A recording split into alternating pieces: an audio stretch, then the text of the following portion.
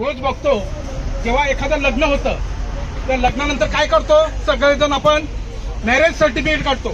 कुठून काढतो आपण? रजिस्टर ऑफिस मधनं, पालिकेकडनं, मॅरेज रजिस्टर कडनं काढतो. बरोबर? हे का करतो आपण? कायद्याने आहे. बरोबर ना? म्हणून आपण सगळेजण कायदा पाळतो.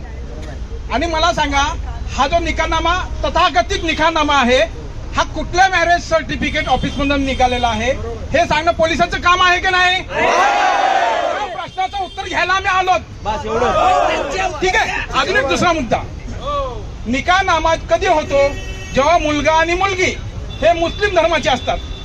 आता मुलीचे आई वडील, मुलीचे बहीण सगळेजण इथे आहेत. मुलगी हिंदू धर्मीय आहे. जर निकालनामा झालाय याचा अर्थ असा समजला जातो की मुलीचं धर्मांतरण मुस्लिम धर्मामध्ये झालेलं आहे.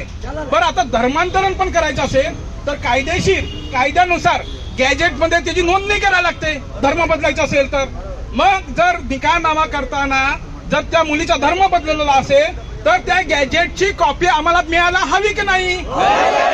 अशी गॅजेटची कॉपी पोलिसांनी बघितली का? त्या मुलीला त्या मुलाबरोबर जाण्याच्या अगोदर ती गॅजेटची कॉपी बघितली का?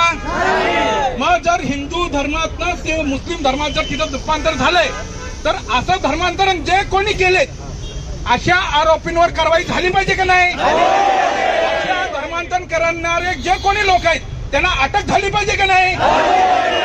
आणि अशा पद्धतीने जे काय तथाकथित बोगस निकालनामा करतात, असे निकालनामा करणारे जे कोणी आहेत त्यांना पोलिसांनी स्टेशनमध्ये बोलून अटक केली पाहिजे का नाही? आणि जर असे निकालनामे करणाऱ्या लोकांवर कारवाई झाली नाही तर आज आपल्या एका घरातनं गेली आहे, उद्या आपल्या सगळ्यांच्या घरातनं हे मुली न्यायला कमी पडतील का? त्याच्यामुळे असे निकालनामा करणारे आणि असे धर्म परिवर्तन बेकायदेशीर करणारे ह्यांच्यावर कारवाई झाली पाहिजे की नाही? संविधान फक्त आपण पाळायचं का? संविधान बचाव म्हणून आंदोलन कोण करतात? बरोबर की नाही? मग मला सांगा, संविधान जे पाळत नाहीत त्यांच्यावर पोलिसांनी फक्त आयपीसी फक्त आपल्यावरच आहे का? आयपीसी त्यांना लागू होत नाही का? त्याच्यामुळे पोलिसांनी या कायदेशीर गोष्टींचे आणि कायदेशीर प्रश्नांचे कायदेशीरपणे आम्ही उत्तरं द्यावीत, मग आम्ही विचार करू.